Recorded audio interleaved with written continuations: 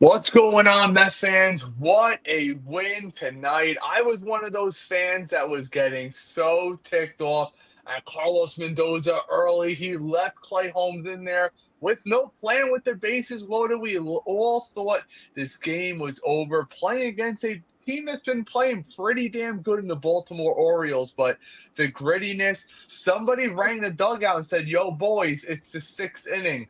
Time to wake up." Clutch hits galore. Pete Alonso continues to smack the cover off the ball. And could you guess, Dan, who our Metcast player of the game is? I Let's take wonder a look. who.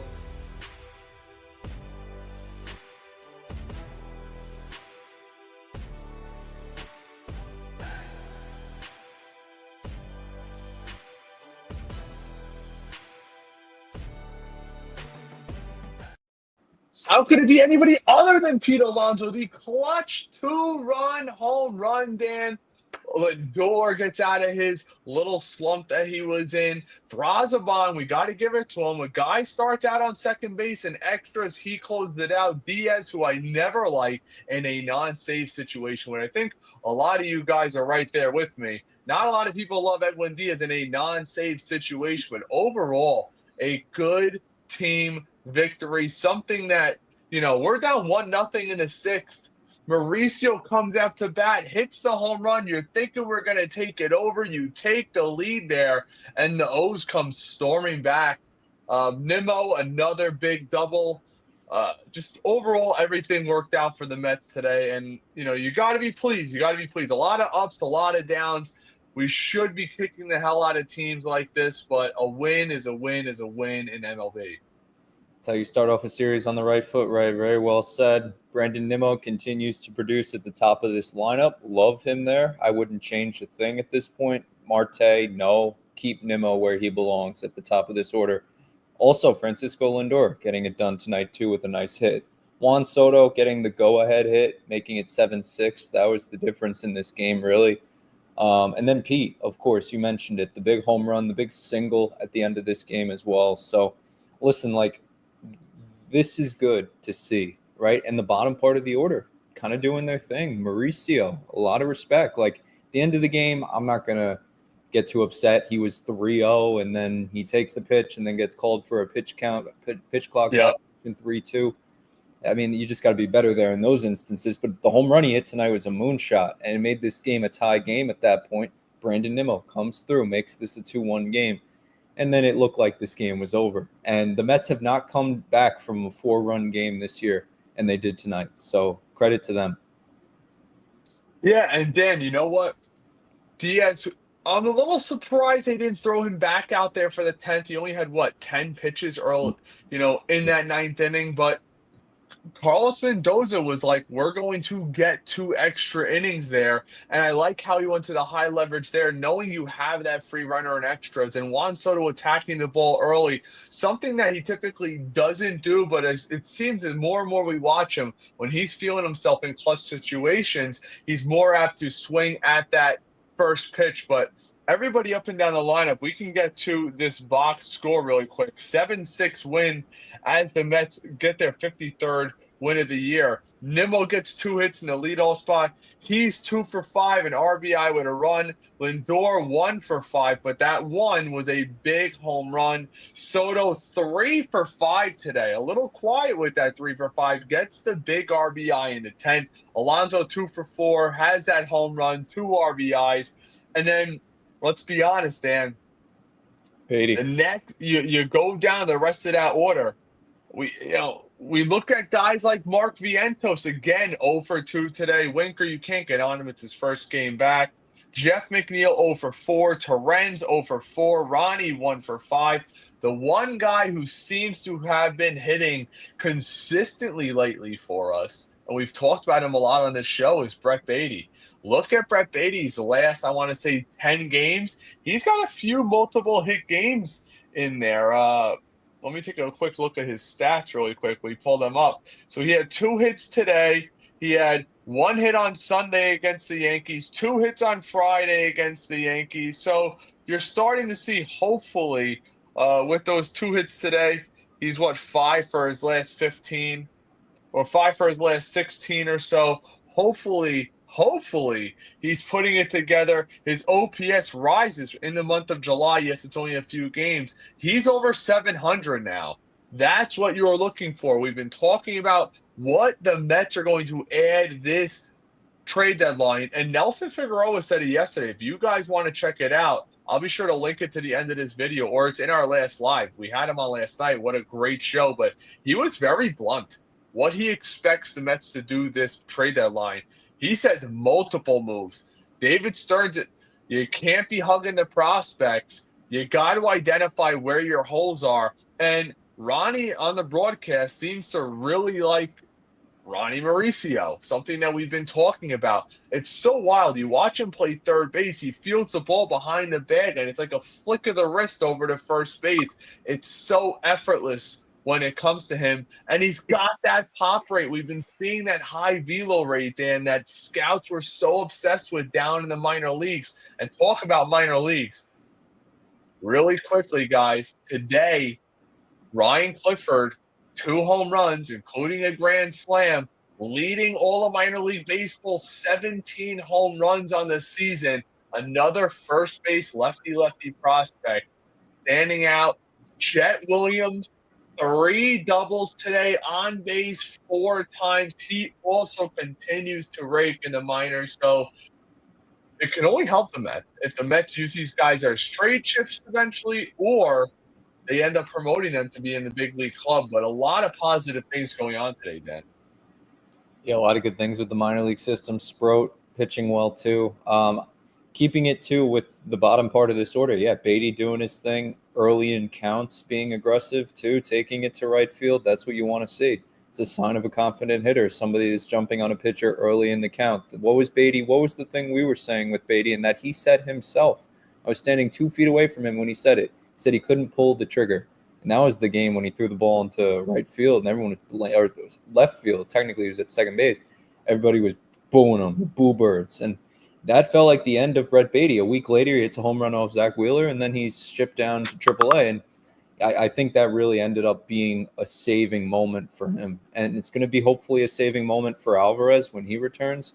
These guys look a lot better. And also, real quick too, Jeff McNeil in center field. He was 0 for 4 tonight, but he had a nice play out there in center. So.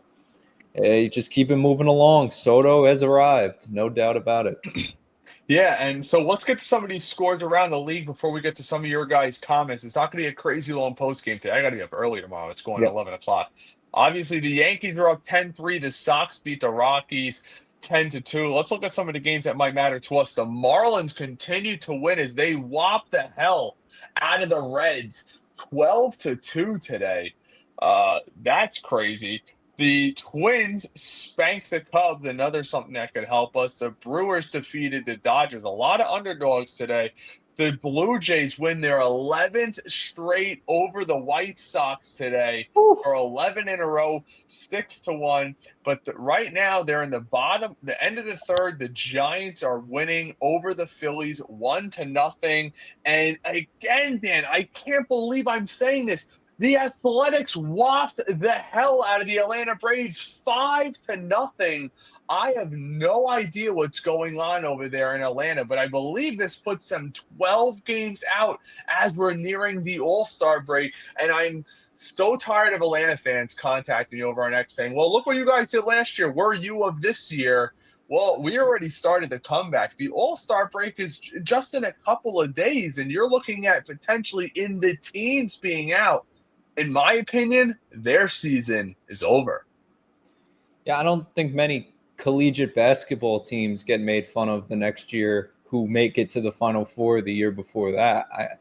It really does feel a little weird. The Mets made the NLCS. They were one of the final 4 teams remaining in Major League Baseball last year. We can't overlook that. But, yeah, it's still a new season. Every season brings on its own challenges, and we're seeing that, we saw it already. And who would have thought, honestly, that the Braves, all the struggles they've gone through, that, yeah, the Marlins of all teams would be in front of them. So it truly is crazy. It's going to make for a really, really competitive second half. And guys, before we get to your comments, we have some breaking news right here on Metcast. Guys, the King has spoken. As of a couple minutes ago, Steve Cohen tweets out, phenomenal win tonight, led by the Fab Four. Wow. Steve Cohen dropping a new name. What do we think about it? Dan, I'll give you your first dibs at it. Let me know what you guys think in the comments. The Fab Four. I got to think about that for a minute. Dan, let me get your impressions first. First of all, wow. That is a shot at multiple things, but let's get to who it's addressing. So it's addressing Francisco Lindor, Juan Soto, Brandon Nimmo, and Pete Alonso. Those are the Fab Four. Now, what is the relation? And I think all of our minds, for the most part, went to this same place. The core four of the New York Yankees: Derek Jeter, Mariano Rivera, Alex Rodriguez, Jorge Posada. So we are now seeing the culmination of what was with the New York Yankees. You could certainly say it was a dynasty in the 90s. But what are the Mets stepping into now? They have their mark set, right? They have their names, they have their role, they have really good players. So hopefully this is really the beginning of a really good era for the New York Mets. And yeah, about time someone said it, right? I'm not saying you're going to win 4 World Series in 5 years, but you'll get close, hopefully. So we never know, but yeah, it's good. That's true. And guys, updated standings: New York Mets currently a half game back. If the Phillies end up losing tonight, we will be tied with them in the standings. Let me see if I can grab that really quickly. Here we go. The Marlins, with their win, who would have thought this? The Marlins are 10.5 back, and behind them, 13 games back of the Phillies, which they will lose another half game if that score changes. If it goes the other way, it'll be 12.5. But if the Phillies win tonight, Atlanta's 13.5 games out, right next to Washington, who will be 16 games out. But let's hope the Giants hold on to that. I don't care if it's 1-0. I do not care. I want to wake up tomorrow morning 53-39, tied with the Phillies at 53-39. That is the goal as we get healthy. Mania pitched okay today. I'm not going to put a ton of effort into that rehab start. Never do. I've never been a big person on that, even though I kill Frankie Montas on it. He's been better as a major leaguer. But you're starting to see this team get healthy. And maybe it benefits the Mets that you have maybe 2 full weeks to kind of evaluate. I know it's only 2 weeks, but you got to see what you got in Senga, Mania, Montas, Peterson, those 4 that you're probably going to the playoffs with. Because if anything, Dan, if anything showed us tonight, and Ron Darling spoke about it, you're starting to see Clay Holmes, instead of sitting at 95, 96, touching 97, he's sitting down more in the lower 90s, which is okay. You can get away with it, but I think post All-Star break, we might see that shift into the bullpen. He's already passed his all-time pitching innings, and that's why people keep going, well, I saw somebody comment on one of my X Reels today, and they're like, well, how come the New York Mets haven't coached Clay Holmes to be more than a 5-inning pitcher? The guy's never been that. It's been how long? He was a top closer in MLB baseball for a while there. It's been a minute. But And real quick, hold on. We have Hebrew. I appreciate the super chat, but I'm not gonna read that live on air, bro. I'm not.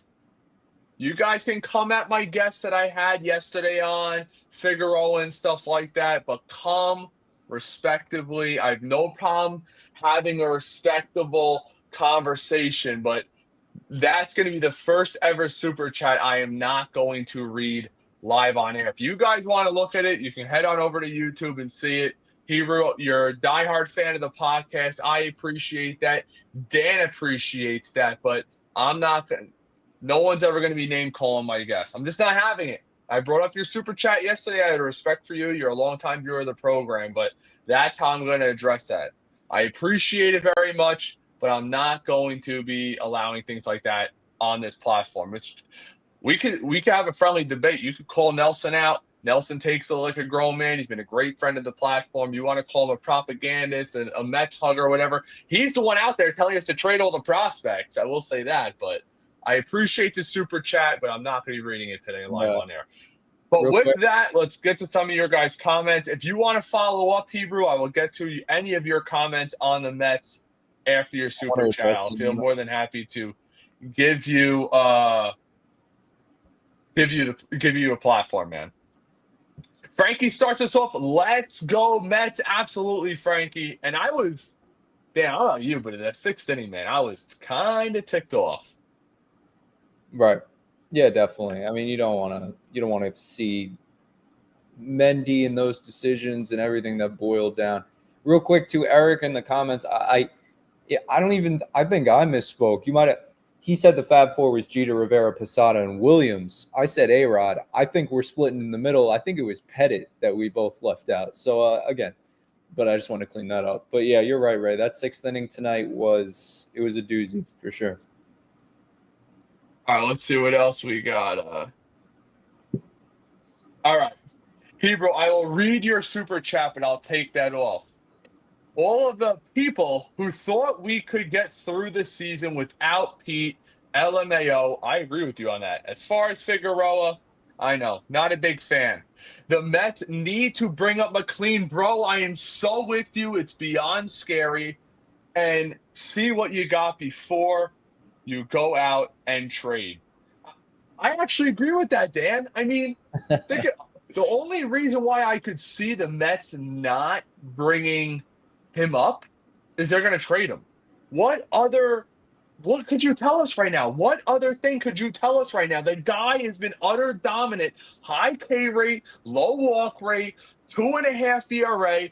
And let's be honest, Syracuse, everybody hits. Francisco Alvarez leads Major League Baseball, hits 350, hits home runs, hits doubles. Acuna goes from hitting 200 at the Major League level with a 500 OPS right into the 700s, 300 average. Everybody down there hits. Hell, how many times are we going to see Brett Beatty get set down, then he's hitting 350 and leading the league in home runs? It's easier to hit down in AAA. So when you got a guy like McLean dominating down there, and it's not like it's 1-star, 2-star, 3-star, 4-star. It is July.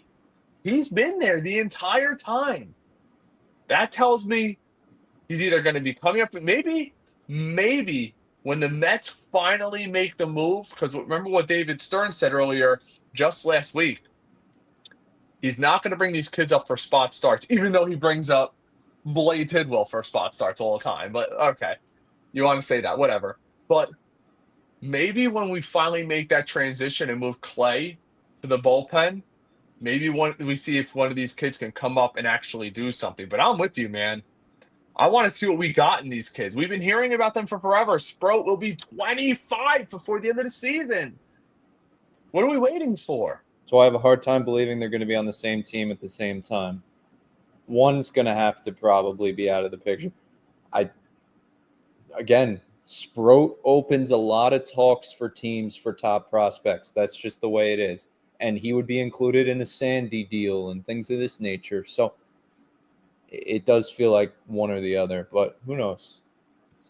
Elvin says, big Brazo, ice water in his veins. I will say, Dan, maybe you feel different. I was a little nervous when I saw Brazoban warming up, but I understand you shot your shot in the 9th. You wanted to make sure they couldn't walk off on you. And also, I will say this, and I understand Mendoza's thinking on this, even though I think he left Clay Holmes out there to dry when he shouldn't have. I think we all saw Clay Holmes was faltering. You don't wait until there's bases loaded to get the bullpen up. I don't understand that. We've seen this time and time again. He mishandles his starting pitching staff, either leaving guys in way too long or taking them out so early. You give him a batter. Okay, you want to give him 2, but once he can't get that second guy out, you got to get him out. He allows it to go another and then another. It doesn't make any sense to me. But yes, Brazoban, ice water in his veins. And I think some of the thinking, and maybe you think different, Dan, let me know. Some of the thinking in that is, I need to get to the 10th look who I have up in the 10th. I have the meat of the order. I have one of my faster guys on second base in Francisco Lindor. I have Juan Soto and Pete Alonso coming up. I just need to get to the 10th, and there's a good chance I could take the lead. And that's exactly what ended up happening. Yep. No, you're spot on right with that. Andre says, what a win. Absolutely. Vincent, over on X, appreciate you chiming in, Vincent. Guys, mark this down. Biggest win of the year by far. Let's see. Let's Wow. see. You got to take at least one of the next two. I'm not one of those guys that say, oh, you got to sweep every series. No, just win series. Elvin says, Ryan Clifford looks like a beast in the minors. So strange. When that trade happened, Dan, I realized, oh my God, we got Drew Gilbert. I said the biggest tip is Ryan Clifford. He was a 19-year-old, left-hitting, first baseman, lefty, might I add. And supposedly, at the time we knew this, he had the best quote-unquote raw power tool in all of minor league baseball. He literally reminds me of a lefty Pete Alonso down there. A lot of misses down there, but when he connects, it goes and goes and goes. And that's what you're looking at. What is he, 21, 22? Yep. You know, Stearns has a decision to make at the end of this season. What are you going to do with a guy like that? I think the big thing for him, like it is with Jonah Tong at this point, see them make the jump to AAA in 2025. That if both of them do that, they're well on their way to seeing big league time sometime in 2026. At the end of the season, call-ups. I could be wrong because, again, where's Drew Gilbert? He could have fooled me. This guy was in the futures game for the Astros not too long ago. So Yeah. something's I going also think that missing almost all of last year kind of set him Same thing back with, as well. same For thing with being Jet honest. Williams, though. Yep. He's, I think Jet was always a higher talented prospect. Because look, there's a few things we always say you can't teach. You can't teach speed, and you can't teach natural discipline at the plate. And that's something that Jet has. Jet, if you watch the three doubles he has today, he battles, he takes close pitches like Soto, gets the count in his favor, and attacks the ball to the gaps. He doesn't overswing, and he's got wheels where he turns singles into doubles and doubles into triples. That's the kind of player that's why we don't attack the center fielder in the trade deadline, which I think we desperately need at this point. I like Tyron Taylor. He is not an everyday player, and neither is Jose Siri. I saw one of the reporters ask Carlos Mendoza about Jose Siri's status, and he's still got a long way to go. I also think that is also code for get me a center fielder in here, for crying out loud. All right. Mr. Biss says, hell yeah, boys. I've seen enough. Ronnie is the guy. Arenado level arm, insane bat speed. Turn on that pitch for a home run. I will say this, Dan, and we spoke about this. What did we say in order for Ronnie Mauricio to stick in the major leagues? What would he have to do? He would have to learn to hit the breaking ball. That's it. And where did he hit that home run? Was he able to pull his hands in, get around on the ball? Now, I'm not saying it's, we're seeing steady progress. It's an adjustment. Just like when we watch guys go from AA to AAA, it's an adjustment. I mean, Brett Beatty's been adjusting for how long? And hopefully we're starting to see signs. I mean, they're giving him a shot.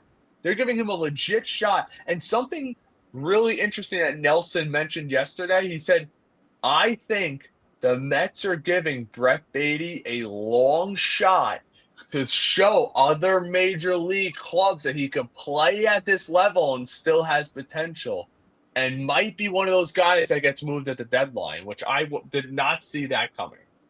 Sure. Andre says, Holmes is gas, needs to go to the bullpen. Mets need a frontline starter. I don't know about frontline. What do you think about that, Dan? Frontline's a tough thing. Who's the frontline starter? Tariq Skubal available, Paul Skeens available. Again, these frontline that gets floated around way too much. You'll get a mid-level starter, Mitch Keller, Zach Gallen. These are not ideal candidates, but Mitch Keller's fine. I would take him, but he's not a top of the line guy. Mm-hmm. I agree. And that's something we spoke about yesterday. I asked Figueroa how much does Mitch Keller excite him. He said, "All right." I said the same thing. All right, Mitch Keller. And I might get some heat for this. Mitch Keller is a Will Pond move. That's what it is. I want the move that signals we're going for it.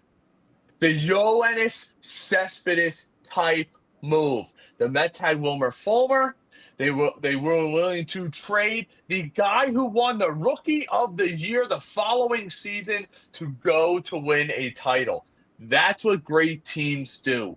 I don't want the non-all-in, and the all-in move could be a mid-level rotation guy and two average to slightly above average veteran bats. That could be an all-in move as long as you add a solid reliever to depend on. I don't know what this guy's going to be they brought up today. I know he touches 100. It looks like it actually has some movement. He gave up the home run, but looks like he settled down. He had the jitters, but I want an all-in type move, a deadline. Whether it's you get me a very solid reliever, two veteran bats, and a mid-level starter, or you get me an elite starter, or you get me one elite bat and a supplemental arm for the bullpen. But we gotta have those types of moves. I don't want to see the Ryan Stanek, the Brazabon, and that's what we're going with. They need, and I think you're with me, Dan. You're gonna watch Winker over these next few weeks.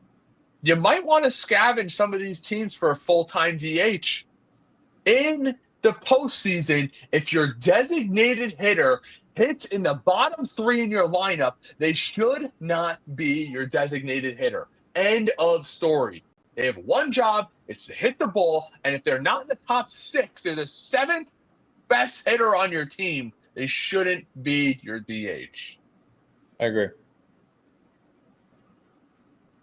Jankowski's bunt should have produced some runs, though. Maybe, yeah, I agree. Yeah. I like that move because I just feel like he knows he's on the outs, but the fact you're pinch hitting for your DH, Dan, that is an issue. That is an issue when you can't throw your designated hitter up there. I think the Mets have realized one thing. And maybe you guys let me know in the comments. And by the way, Chris, you're right. If you're enjoying the content and you guys come here a lot, just smash that like button. Consider becoming a member to be guaranteed to get your messages read live on stream, especially when we have guests. But you're pulling your designated hitter in Mark Vientos, and the Mets. When we watch Brett Beatty out there at third base, way better than Vientos. Mauricio is the next level beyond that. He's got that cannon. He's going to make those plays that we used to watch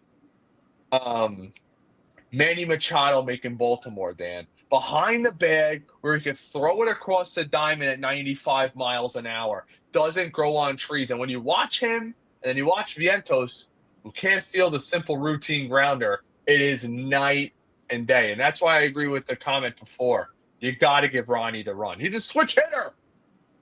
They get the placement. Ronnie Mauricio is the future third baseman of the New York Mets. And it's not close.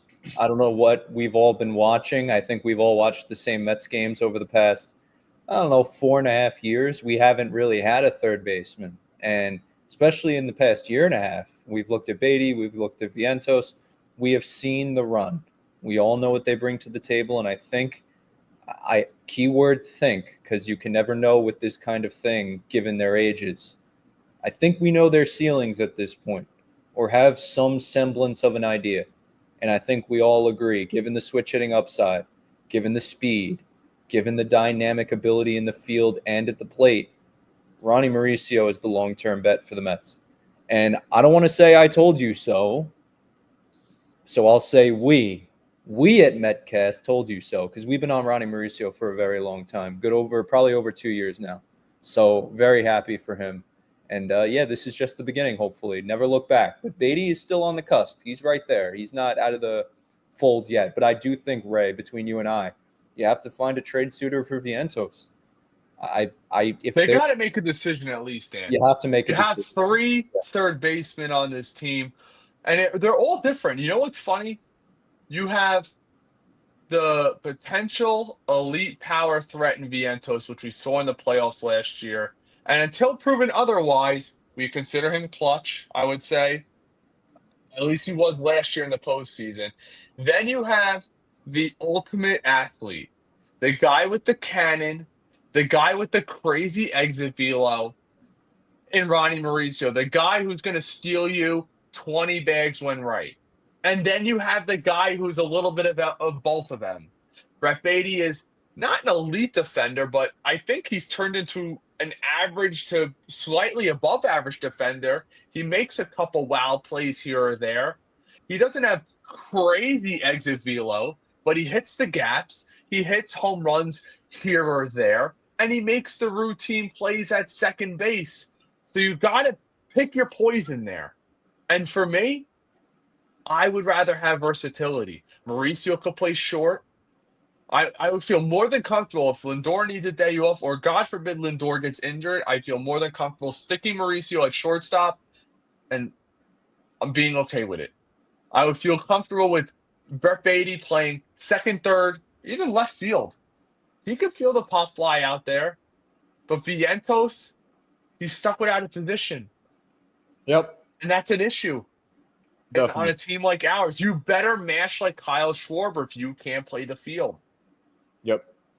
Plain and simple. We'll get to a couple more comments. Omar says Vientos is in trouble. Mauricio and Beatty are showing out right now. He didn't come through in 2 at-bats with runners in scoring position and then had to be pinch hit for because he didn't have the versatility to bunt. Omar, we're going to start doing this new segment. It's going to be called Comment of the Day or Fan Highlight. That right there, my friend, is the fan highlight comment of the day.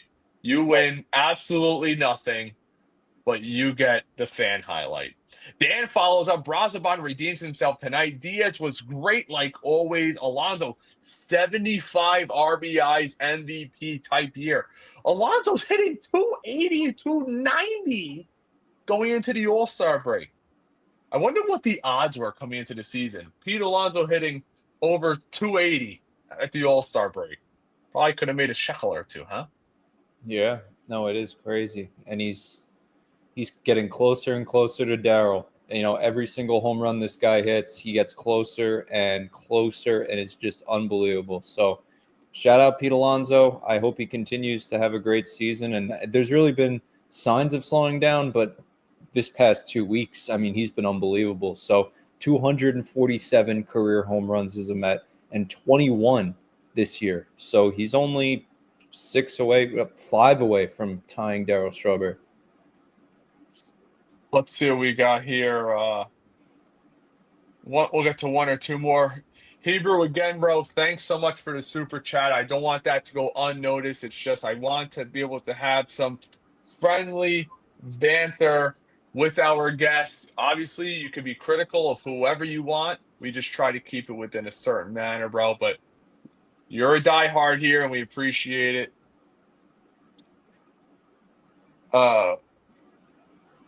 Hebrews, his last comment I'll go to. By the way, what's up, Ray? What's up, Dan? Hope all is well with you guys. Everything is A-okay. My little baby girl doing her let's go Mets when I'm screaming at the TV. My wife's telling me you can't scream because you're going to startle the baby. And I turn around and she's going, let's go Mets.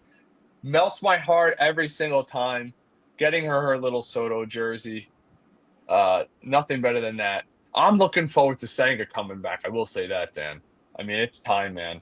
Get this rotation healthy. You know what I mean? Let's go. Senga, Manaya. I'm so excited to have both of them back in the fold. It's great to have Winker back in the fold. I know he wasn't really an impact player today, but really am high on Jesse Winker. Not as much as Ray, yes, but I said it, Dan. He's the league average guy. Which it's funny. They said it during the broadcast today. He's a league average hitter. They literally said it on the broadcast, and I will take that compared to what we had. I'm done with the experiment. I'm getting really. It better be done by the trade deadline. If Philly loses tonight, you're tied. And regardless of Atlanta stinking and the Marlins stinking, we need to win this division.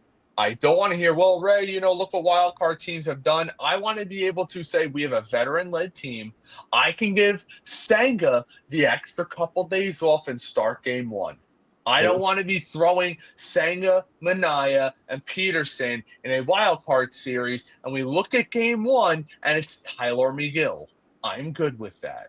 I think the Mets, unless Senga gets worked up to ace-like status and we feel good about him going into the last postseason.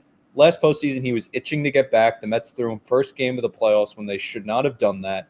I think he would be better as the second starter. And if Mania feels good going into the postseason, I think he would be the ace that the Mets lead with, because then you don't have back-to-back lefties. You could throw Peterson the third game and then let everything else figure out as it will. But Clay Holmes, that's another thing too. I mean, is he going to be in the pen? Is he going to be in the rotation? So a lot of good conversations too. I want to continue with those conversations, maybe another live, Ray, and also too this Clifford versus Pete debate. I want to pick that up again one of these lives too. Definitely. We will, and we're planning on doing, as we get a little bit closer to the deadlines, I think it'd be a little too premature to do it right now, but we're going to have a trade show. Yep. Have to. We'll have our targets, what we're willing to give up. We'll ask you guys for your input on it. And I'm going to reach out to some of our people that we've had on this show that work around the league, cover the team, find out what they really think of some of these prospects. I'm going to also get Ernest Dove back on here, a really good friend of the show outside. Ernest, I hope everything's going well with your father. I pray for him, my friend. I want to get the state of what the Mets really think of these prospects, because yes, we are fans and we're biased, but some of these guys are raking. Do the Mets view Jet Williams as a long-term solution? I don't know right now. You know what I mean? So, but Sure. that's what we got for you guys today. Smash that like button. Appreciate you guys sticking around, and probably come back to another post game tomorrow. And until next time, let's Let's go go Mets. Mets. Peace out.